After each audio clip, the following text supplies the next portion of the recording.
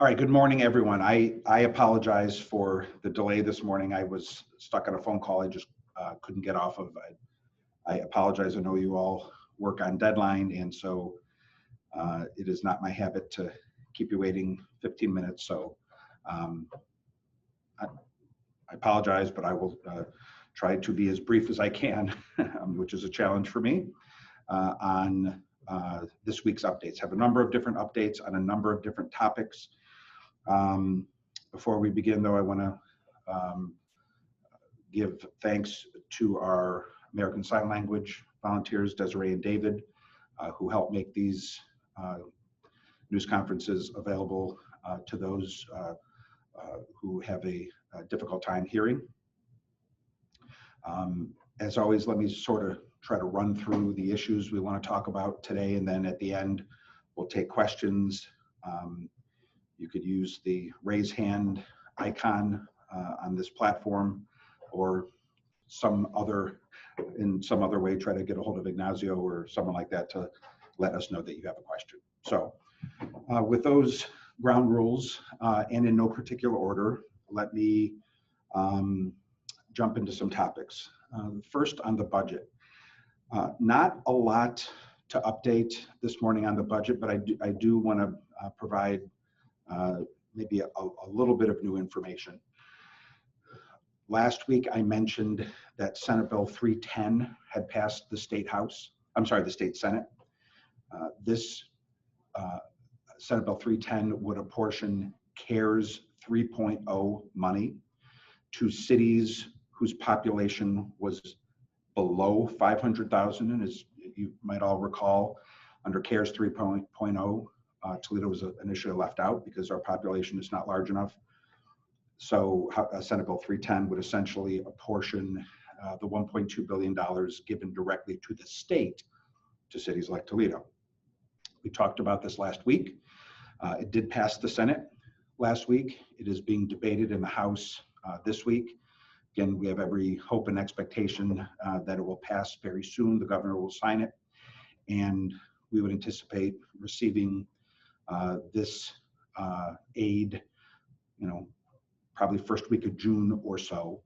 The update I have on this is that last week I had indicated that we thought this, that the dollar amount was going to be around $8 million.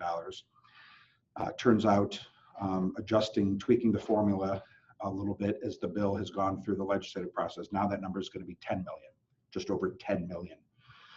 So it's this week has produced the potential for $2 million additional dollars, which is obviously important to us. We feel very, very confident that this $10 million is going to make its way into our bank account in the next 3 weeks or so. Again, as I mentioned last week, this is money that we will be able to use to pay police and fire salaries, which is how we intend to use this money. This is not the end of the relief we expect from the state of Ohio through CARES 3.0. This Senate Bill 310 appropriates $350 million of the $1.2 billion given to Ohio. So there is still 800 million more to be appropriated after Senate Bill 310. And though it's a bit of a guess how that money would be appropriated, should the state use the same formula or a similar formula to the one outlined in Senate Bill 310, we would anticipate perhaps by the time all of the money is distributed that Toledo would receive about $25 million or so. Again, we're not counting any chickens before they hatch. Even the $10 million, that is just about as certain as anything can be in the legislative process. Even that, we're not counting that before we receive it. But I think it is very conservative to estimate that this $10 million should be on its way to Toledo within about 2 or 3 weeks. And then by the time this year is over, and that's probably, you want to talk about a conservative timeline, by the time this calendar year is over, we would anticipate from CARES 3.0, probably about $25 million. Also in the last week, the House of Representatives in Washington has introduced a CARES 4.0 bill. They are calling it the HEROES Act, but it will eventually become known as CARES 4.0. It was introduced on Monday, and the folks who follow the national government think that this will probably pass the U.S. House of Representatives by tomorrow. Now, I think everyone understands that the U.S. House and the U.S. Senate are currently run by different political parties, and the CARES 4.0 bill, or the HERO Act, that was introduced in the House of Representatives is not likely at all to be adopted in its current form by the Senate. In fact, I think it's truer to say that the HEROES Act that was introduced this week and probably will pass tomorrow could better be seen as a starting point for the negotiations with the Senate. The Senate is going to be interested in liability reform for businesses. The House is going to be interested in relief to cities. The House version of this bill would appropriate $1 trillion to cities, including cities like Toledo. Ohio alone, in the House version of the bill, gets over $7 billion. And Toledo, over the next 2 years, would get about $500 million under the House version of the bill. As exciting as that sounds, we know that that is a starting point for negotiations, and we're not expecting anything close to what the negotiators in the House have proposed. However, I would say this: if at the end of the compromise, Toledo receives 1/10 of what is in the House version of the bill, that would be $50 million. And you know, I might suggest that I would take 1/10 of the amount in the House bill and run without asking any questions. So, but the other thing I want to point out about the House approach, which is important, even if the dollar amounts that are discussed are probably not realistic. What is interesting is that it is a multi-year approach. So in other words, if Toledo received 1/10 the amount of funding that is in the current version of the HEROES Act, we would receive about $36 million this year, but importantly, $16 million next year. Again, the dollar amounts are not important here because it is a document, it is a negotiation document. And the House will get down with the Senate and they'll fight over, tort reform and all sorts of other issues. But what's notable, and so as a result, no one truly knows how much would come Toledo's way. But I think it is fair to say something would be coming Toledo's way. And just as importantly is the message that the bill sends. And that is, this is a multi-year problem. This is a multi-year crisis. This is, the budget reality that we have been handed isn't something that goes away this week just because restaurants and salons and retail is open back up. Quite the contrary. Our estimates indicate that in a best case scenario, it'll probably be 2 full years before Toledo's economy returns to anything resembling what it had been, probably 2 full years. And so what's notable about the CARES 4.0 bill that was introduced is that it understands that. And so there is significant money appropriated to cities like Toledo this year, next year, et cetera.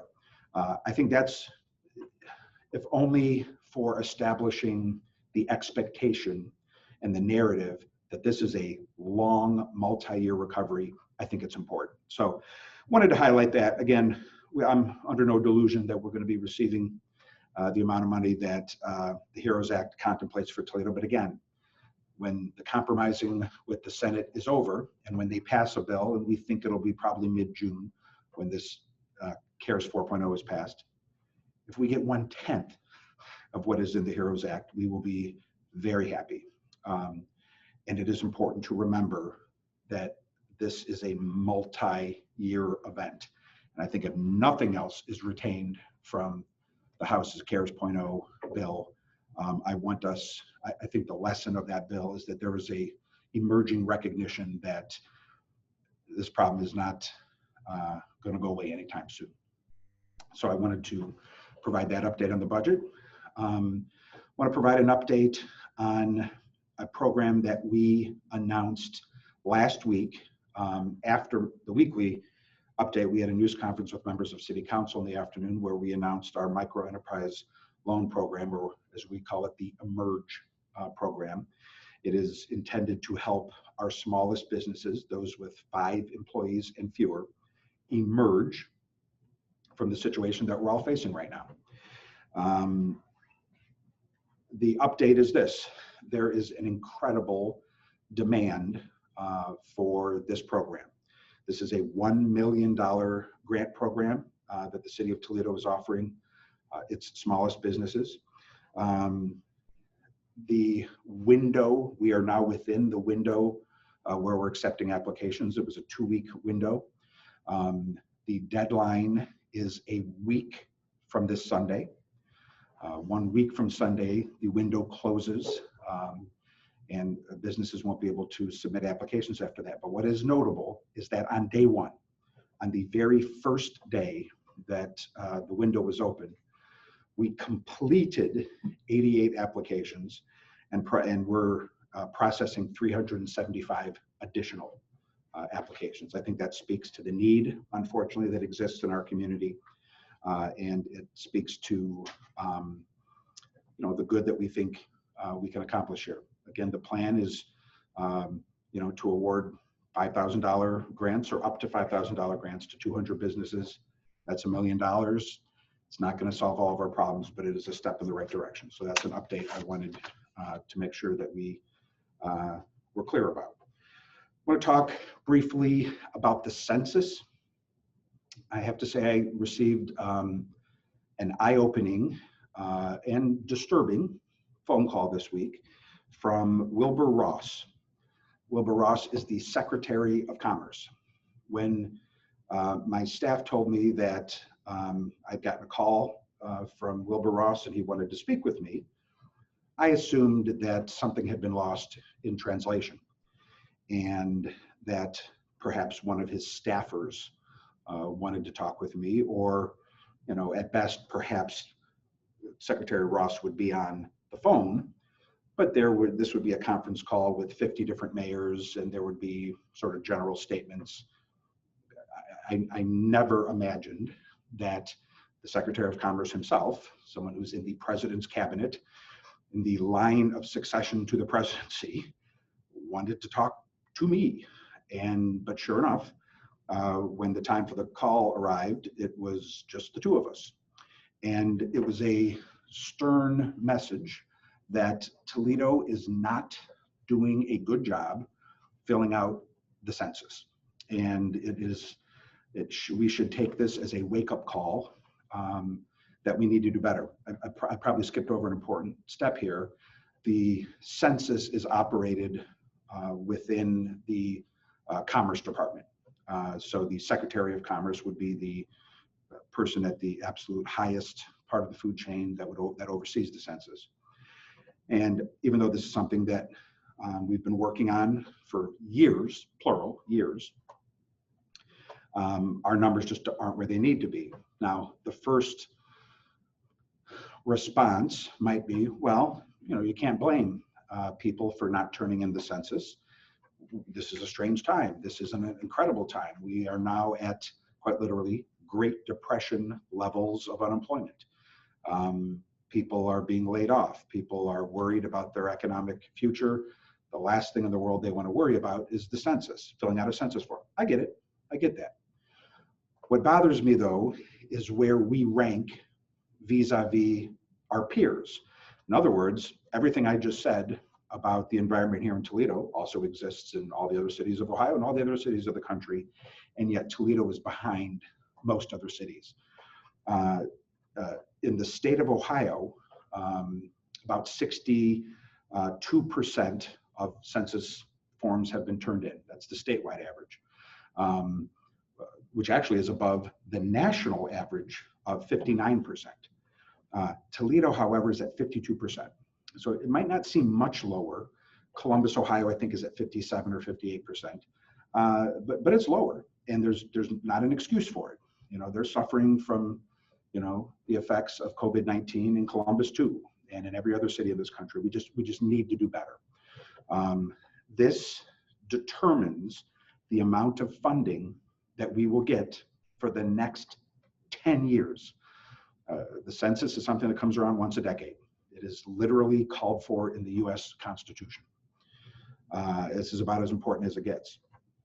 And as we have learned, in fact, earlier in this news briefing, I talked about just one example, the CARES 3.0 Act, where funding during this most unprecedented of times in which we live was determined based on a city's population. Every formula that comes out of Washington and comes out of Columbus, every single one is based off population. In a very real way, we didn't get funding in that CARES 3.0 bill because we didn't have, our population wasn't high enough. Now, maybe even had we counted ourselves perfectly, the population still wouldn't have been high enough. I get it, but we need to count ourselves, or else we will not have the resources we need for the next decade. The resources for infrastructure, for healthcare, for education. Every formula for public funding begins and ends with a community's population. However many people live in Toledo, those people exist. Whatever that number is, it's X. There's an X. There is a number of people, and those people are going to need access to infrastructure and healthcare and education and all the rest. We're going to have to provide those services regardless. If we don't properly count ourselves, by definition, we won't have the resources to meet their needs. So I know there are hurdles and challenges this year in particular. I know in the best of circumstances, filling out the census form is something that, you know, might not be on everyone's list of favorite things to do. You know, the healthy skepticism Americans have about their government in general, I think feeds into this to some extent. You know, when someone knocks on the door, or in this case, sort of digitally knocks on the door and says, "Hey, I'm with the government, I need some information from you." I understand that not everyone responds enthusiastically to that question. I get it. But whatever we have to do to get over that hump, we have to do it, or else for the next 10 years, we will continue to lag behind in terms of the resources we need to have the community we want to have. So we've talked internally about some things we can do to get better here. Secretary Ross was very generous in offering his executive staff to help Toledo through this process, and we'll take advantage of his generous offer. But I felt it was important to use this opportunity to send the alarm to our citizens that if we do not do a better job filling out our census forms, we'll be paying for it for the next decade. And the time is now to step up. Next on the list, a lot has changed in our lives because of the COVID-19 crisis. A lot has changed. And we are always searching for new and better ways to adapt our policies to our new world. As we continue to analyze ways in which our policies can adapt to the new world, there are two things I wanted to highlight. One, restaurants, I think as we know, there will be a limited opening this Friday, and then next week they'll be fully open. But they will still need to adhere to social distance realities. And so something that other cities have done, in fact, I think frankly most other big cities have either done this or are exploring it. I think Cincinnati and Cleveland have already made this leap. The others are preparing to, but essentially the idea is to get creative with sidewalk space, maybe even street space, blocking off either entire streets or curb lanes around streets for the purpose of allowing restaurants to expand their footprint outside of their physical buildings. So, you know, if normally a restaurant could fit, I don't know, 40 people inside its bricks and mortar structure before COVID-19, now they're facing a reality where, okay, great, they can open now, but you still have to be spaced out, and maybe given the parameters of their physical plant, when you space things out, they're only, you know, they can only get 18 people, or I'm just talking out loud here, inside the restaurant. So to further attempt to help them and help all of us enjoy something that has been missing for a couple months, I think Toledo 2 is going to develop a plan that would allow the footprint to extend beyond the bricks and mortar physical site out into the right of way. How exactly we're going to do this and what it's going to look like, we don't know yet, but I can give you a date that we hope to have our plan in place, and that is May 29th. May 29th is significant. And the reason we chose that date is because that's when the governor's stay-at-home order ends. And I think it would probably run counter to the parameters of his order to implement this policy before May 29th. But afterwards, I think you will see Toledo adopting rules and issuing permits beyond what we would normally do to allow more street commerce, for lack of a better phrase. Logistically, we have to work with our police and fire departments to make sure emergency routes are not compromised. And there are some other things that we still have to work through. But generally speaking, I know I was on a call yesterday with local restaurants and the Restaurant Association. This is a question they have because so many other places are doing it. I think we are going to do it too, but May 29th will be the date. I don't think we'll see anything before May 29th, but something, I think you will see something after that. Another policy that I think we need to adjust given our new reality is are the rules and regulations surrounding parking in downtown Toledo. For a while, for a number of weeks, ParkSmart has, again, this is sort of in concert with the Port Authority as well. This is not solely a role performed by the city of Toledo. But in conjunction with ParkSmart, for the last several weeks, there has been limited, if any, enforcement of parking rules downtown. And I think many would remember that last year, the city, for the first time in about 35 years, changed many of the rules pertaining to parking, specifically the elimination of free parking during the 11 to 2 o'clock window, an extension of metered parking, I believe until 6 o'clock, which is an hour later than it had been, and just some other tweaks. This was something that, as you may recall, generated a fair amount of debate, but the change was made. We are going to resume enforcement of the old parking rules. In fact, beginning today, just based on the number of complaints we've gotten, non-moving parking violations, in other words, parking in an emergency zone or in a handicap spot, or just generally where you're not supposed to be parking, not at a meter, but just someplace you shouldn't be. We're going to resume today that kind of enforcement. And then next week, May 18th, we will resume enforcing the parking rules that have been in existence, it's my understanding, since 1984 or 85, essentially the old rules. But what I think citizens will be excited to learn is that we have also decided to suspend implementation of the new parking rules that were just enacted last year. The menu of changes I just talked about lunchtime parking and rates changing and things of that nature. This is a decision we make jointly with the Port Authority, again, based on the parameters of the licensing agreement we have with the Port Authority. It goes back to 2011. Port Authority has a very large say in this decision.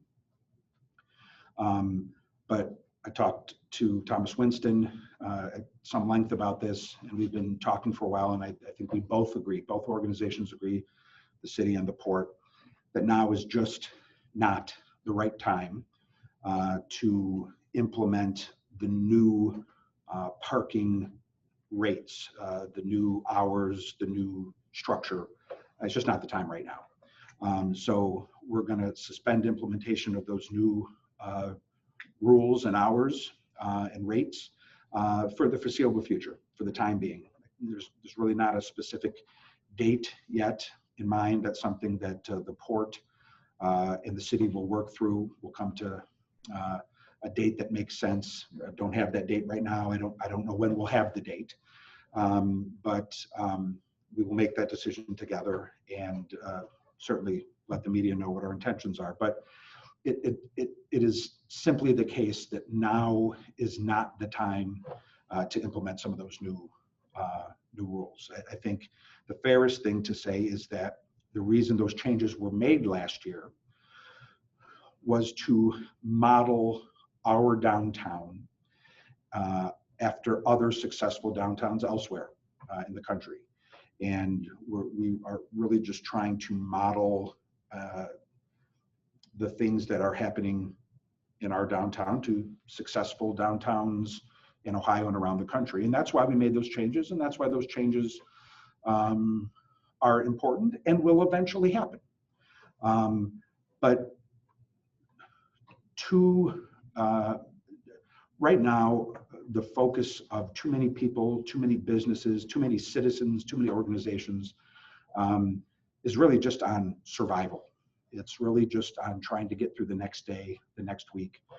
It's the larger public policy objectives that we were trying to achieve with those changes. The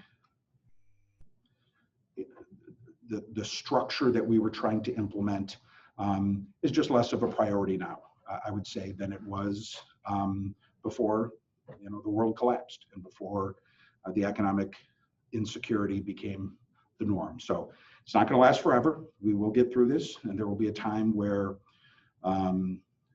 it would be more appropriate to try to build the sort of community that we're attempting to build.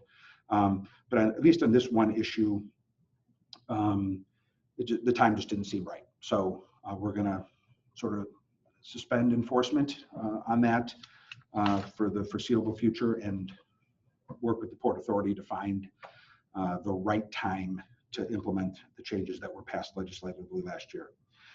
As I wrap up, I want to emphasize, I want to thank an organization that has stepped up very generously to provide PPEs to City of Toledo employees and first responders, and that's FCA, Chrysler, Fiat Chrysler Automobiles. Again, the generosity that we have seen from a number of companies has been astounding during this time. I know I used this forum to thank Dave Corwin and Toledo Jet several weeks ago when they brought in tens of thousands of masks, actually up from Mexico, to help our first responders, and certainly he deserved that thanks. And in the same way, FCA deserves the thanks for the thousands of PPEs they donated to the City of Toledo, and actually they donated several thousand more to Lucas County and county health officials and safety officials.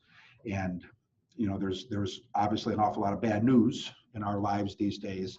That's why I think it's extra important to pause and celebrate some good news and celebrate the goodness around us. And FCA is obviously a hugely important partner for us. They employ 6,000, 7,000 individuals at the Jeep plant in North Toledo, but they also have stepped up in a way that they didn't have to. No one asked them to, but they did it because it was the right thing, and we wanted to thank them for that.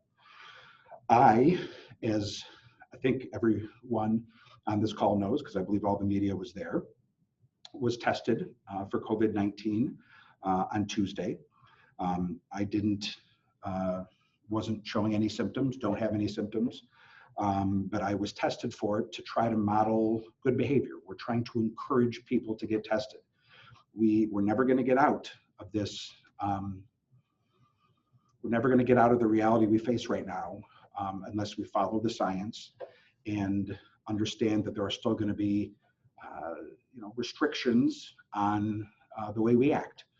Yeah, we can go into retail now. We can go and get our haircuts tomorrow, but we're going to need to keep a social distance, and we're going to encourage people to wear masks. The employees of these places are going to need to wear masks. A necessary part of getting back to how we were is getting tested, understanding what our individual health is and what that means for the community. So even though I wasn't showing any signs, I still went ahead and did it to try to show people that they should be doing this. We have 5 different locations sprinkled around town. I am a noted wimp when it comes to pain. And so the notion of having a swab stuck up my nose was not something that I was thrilled about, but I got to tell you, it didn't hurt at all. Didn't hurt at all. And I hope that's not what is dissuading people from getting this testing. We have noticed a little dip. For whatever reason, not as many people are getting tested as we wanted them to. So the reason I went out and sort of very publicly got tested was to encourage others to do so. This morning, I got the call from the health department. The test came back negative. I don't have the virus. I didn't suspect that I did, since I don't have any of the symptoms. But it was still important going through that process. And I want to use this occasion again to urge people to get out and take advantage of this service, even if it's only to satisfy your peace of mind. Satisfy my peace of mind, even though I didn't have any symptoms. It's kind of good to know as I walk around today that I don't have this and I tested negative, and everyone should do it. Finally, as our briefing ends and as we prepare for questions, I want to share with you a little bit of fun that we're having with the seal of the city of Toledo. Now, it is true that it is not a legal requirement that you wear a mask. The governor initially suggested that it would be, and then backtracked a little bit and made it merely a recommendation. We want to emphasize how important it is to wear a mask. And so the graphics design team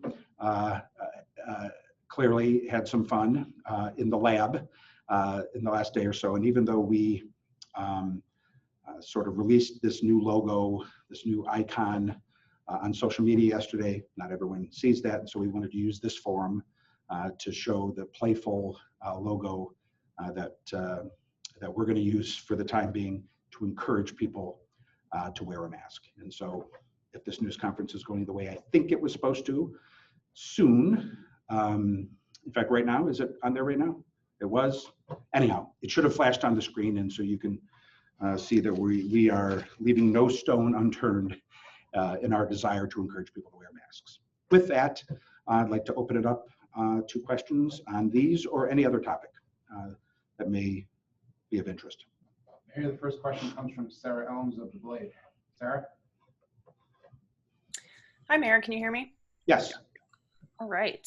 Thanks for your time again this week. My question, I'm hoping you can just elaborate a little bit more about the notion of expanding out of the brick and mortar of restaurants. I mean, is this like, are there going to be areas of streets blocked off for seating? Is this just sidewalks? And then does this only apply to, say, bars and restaurants, or could like retail shops, expand their footprint outside as well? Those are good questions. We are open to everything, and we are going to consider all of what you just said. One of the reasons we're not rushing to do it now on May 14th is that we want to get this right. So we're going to take a couple weeks, and frankly, a couple weeks extend it is precisely in line with when the governor's stay-at-home order ends anyhow. So on May 29th, we will unveil the plan that we're talking about. I can say conceptually, looking at what other cities have done, not as a ironclad predictor of what we will do, but as an indication of the sorts of things we're talking about, is that we are talking about, if not entirely blocking off roads, maybe at least the curb lanes, so that, because a big concern here is that, our police and fire crews still are going to need to move about the streets of Toledo. And so we're going to do this in concert with them. We don't want to get in a situation where an emergency route is being blocked by, people eating on bistro tables in the middle of the intersection. I mean, we don't want that. But I do think that you could see tables out in the street in some cases. There could be cases where entire streets are blocked off. Now, I think that would, these would be rare occasions. Obviously, we're not, no part of a major thoroughfare is going to be blocked, not even the curb lane. So there's the Olive Garden at, Talmadge and, Talmadge and Monroe. No part of anything near that, near that Olive Garden is going to be blocked out. It's just, that's not at all what's being contemplated. But you can imagine certain corridors, maybe in the downtown, you sort of have that uptown Adams Street corridor, Manhattan's up to, the Ottawa Tavern, maybe, there's kind of a cluster there where you could envision maybe blocking off the entire road, in a short space, maybe down and around Fifth Third Field, even though, the notion of the Mud Hens playing a season this year is certainly in doubt. There are enough people living sort of in and around the warehouse district that maybe there could be some full blocks there blocked off. Those would probably be the only sorts of cases where you'd see entire sections of road blocked off. So it'll be rare.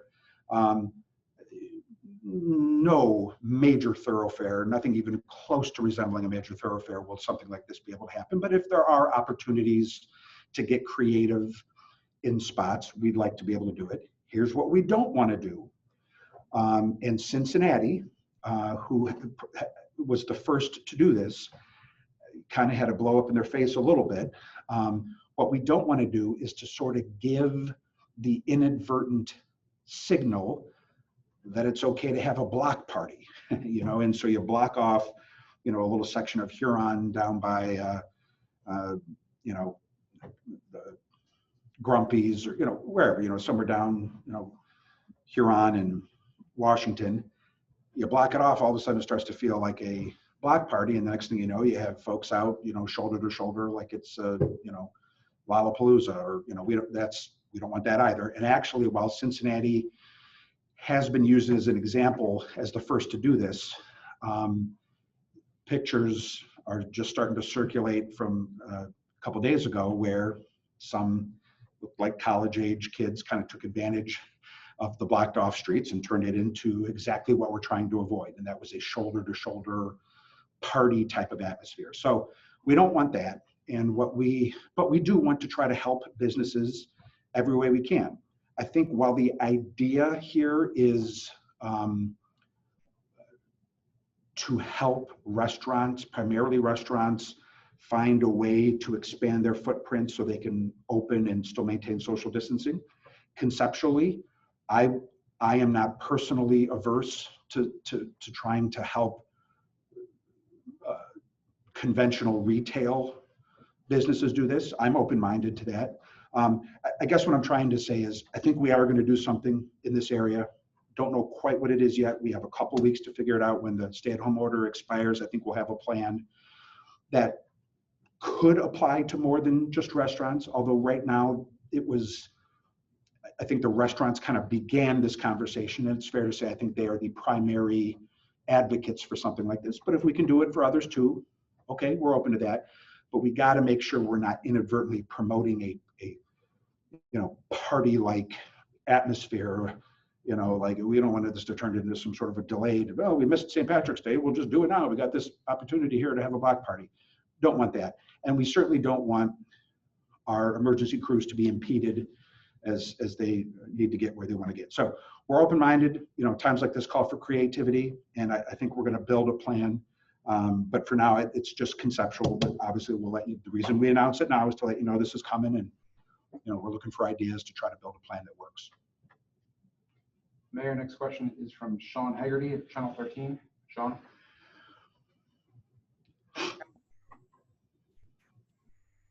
Is he there? Yeah, Mayor, can you hear me okay? Yep, I can hear you. Okay. What sort of role do you see the city taking in enforcing social distancing in not only outdoor restaurants, but indoor ones as they begin to open up as well? It's going to have to take a larger and more important role than it had up until now. We have already had to enforce aspects of the governor's order, even before this week began. And this week is significant because so many things are opening back up again. Even before we got to this moment, frankly, ever since his emergency order in mid-March, we've had at least a month or 6 weeks of having to enforce parts of his order. But here's all we had to enforce in the past. It was, is the business essential or is it non-essential? And we put a plan in place. And actually, though I don't know that this was ever really became public, and we just never felt the need to announce it. I don't know why it wasn't more public. There were about 100 businesses that actually were closed during that enforcement effort. They felt that they were essential. Complaints came in from citizens or employees. Our team went out, decided they were non-essential, and they closed them. And there's about 100 examples of that. So, but to your point, that was a lot easier. That was easy compared to where we are now, because now there's going to be an awful lot. There's going to be a lot more, frankly, complaints coming in. And I don't want to make it seem that this is all complaint driven, but human nature being what it is. And I was on, I think I mentioned earlier, two calls yesterday, one with salons, one with restaurants.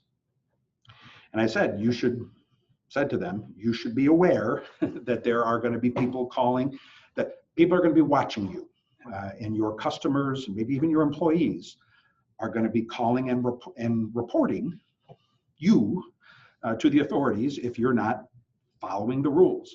So we know that that's going to happen. The most prevalent phone call we get to my office here for the last week have been people complaining about non-compliance. Hey, I went to the grocery store today, no one's wearing a mask. I went to Target, no one's wearing a mask, there's no hand sanitizer. I mean, we get those calls all the time. It is by far the #1 call that we get. There's only going to be more of that. So what we've decided to do was to beef up our enforcement operations. So here's what we're doing. We had only 1 police officer assigned to this in the past. I think we're going to assign now at least 3, maybe more, but 3 to begin.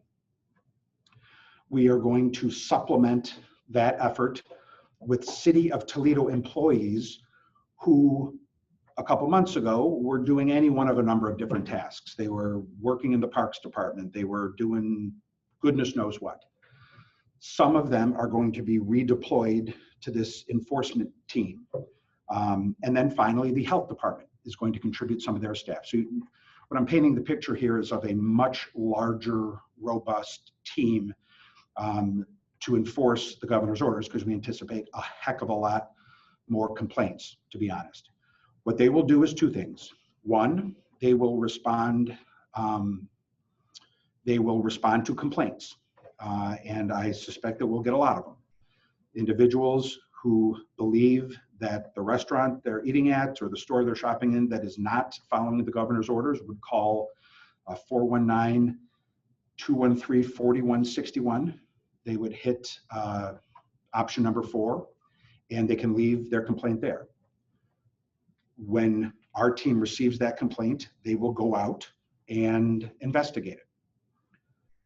Separate from complaint-driven investigations, we anticipate making unannounced spot visits at certain locations. Almost, it's a sloppy analogy, but you almost might want to think about it in the same way that a professor would give you a pop quiz when you weren't expecting it. That type of feel, to go out and to look to see if businesses are complying. We're not going to be out there with a tape measure, you know, saying, well, these tables are only 5 feet and 9 inches apart. Come on. But it'll be pretty easy to tell if employees are not wearing masks. The governor's order makes it clear that while not every patron of a business must wear a mask, every employee must. And it won't take a lot of sophistication to walk in the door of an establishment and look, and you see a bartender without a mask. That's a pretty easy call.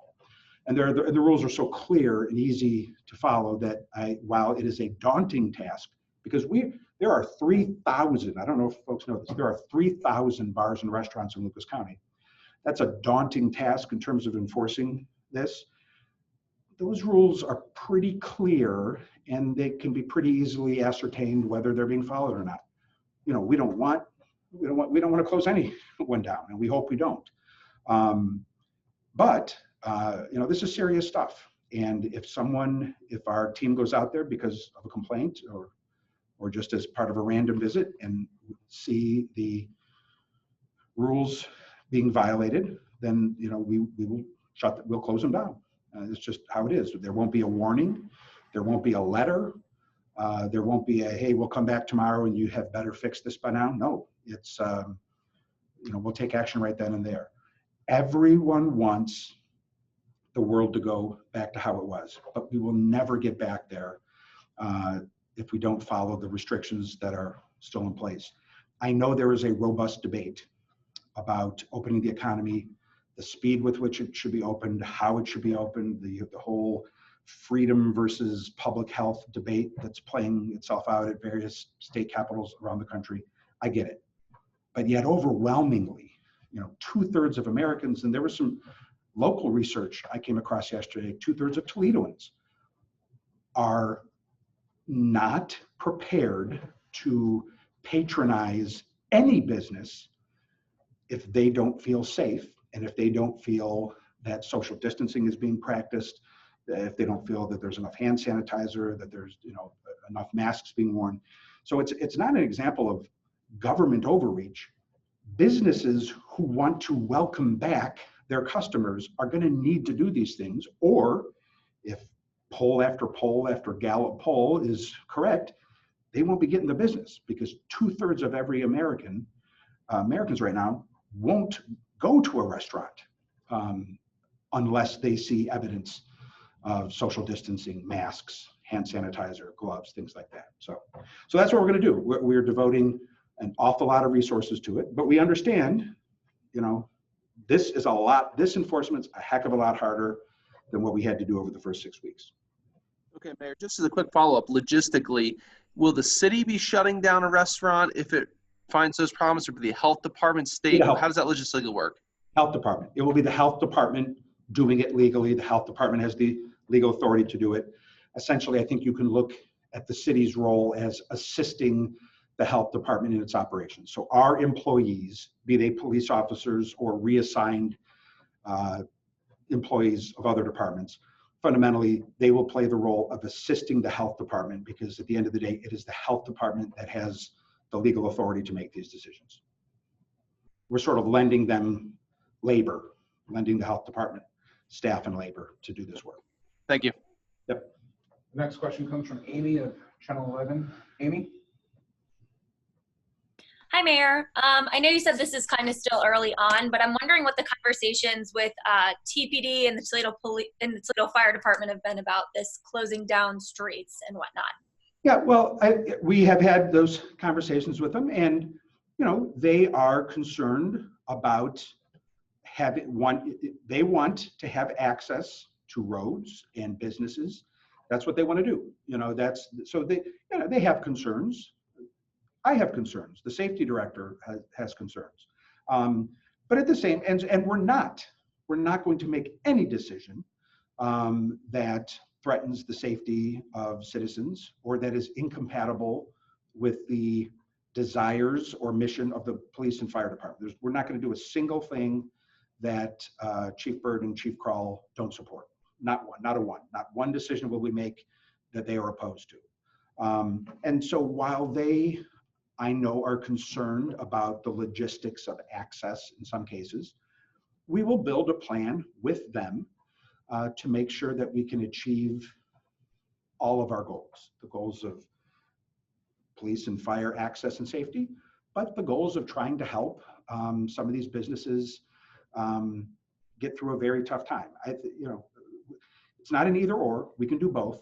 And one of the reasons we're going to take the time to do this right is to make sure that we can make sure every voice is heard. So look, it's natural, they are police officers and firefighters, and they, their focus is, they have a focus, and they are, fierce advocates for their position. It's okay, but they understand what we're trying to do here. Look, it's not like we never block off streets. We have events like, sadly it's not happening this year, but the Jeep Fests, the fireworks, the concerts, block parties, neighborhood, church festivals, Polish Fest. I mean, streets are blocked off from time to time.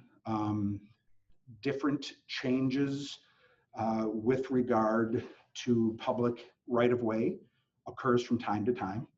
We can do it, and the police and fire adapt to those realities, and they'll adapt here. We can do it. It's just going to take a little conversation, but we're not going to move forward on any plan that is not embraced by all the right players. So, and if logistically there's not a way to do it, then we won't. Or, if we block out just a little section, like I mentioned Adams Street, uptown. If we do that, only to find out that some people are taking this to try to hold the latest version of the Woodstock Peace and Love Festival, well, then, then we will end that experiment and say, nope, you had your chance and you blew it by, violating social distance needs. So, look, we're going to try it and we're going to evaluate it. And if it's not working, we'll stop it. And if the safety forces don't think we can do it, we won't even try it. But it's worth exploring. Enough other communities around the state are doing this that we certainly owe it to our citizens to explore whether it makes sense for us. Thank you. The next question is from Bree from Channel 24. Bree? Hi, Mayor, can you hear me? Yes. Hi, how are you? Thank you for your time. I am just asking about, so you're talking about, reinstating the parking enforcement. We've seen a lot of the spots taken up for those curbside pickups. How is that going to, I guess, play a factor with there being reduced parking already? My experience being downtown as often as I am is that there is room enough for everyone. There's room for curbside pickup, and there's still room for people to park at a parking meter. Things are a little emptier downtown than they normally are. Just even for my office here, I can look down at the streets below, and it is rare that you see every parking meter taken. It's just a reality of the economic world that we're in. So I understand that point, and obviously we'll be flexible, but curbside pickup is something that is supposed to be sort of quick in and out. It should not prevent people from parking at a parking meter and throwing a couple quarters in the machine. But we'll evaluate that. If that becomes a problem, we can revisit it. But just based on the eyeball test, it does not seem that is not a acute enough concern to stop us from going forward. Frankly, I think the bigger, I don't say the bigger news, that's not my job to judge, but I think a citizen who is upset that we are requiring that he or she pay to park at a parking meter beginning next week will probably be happy to learn that he or she won't have to, will still be able to park free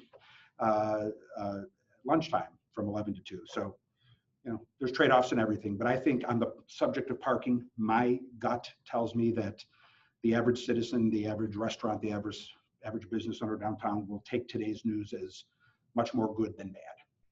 Great, thank you. Okay, looks like there are no more questions. I appreciate everyone's time. We came in at a little less than an hour. And again, I apologize for keeping you waiting. I hope you got what you needed. I thought there was some good stuff here, and I hope you like our new logo, our logo that our graphic team had some fun with. And until we do this again, stay safe and healthy. So thank you.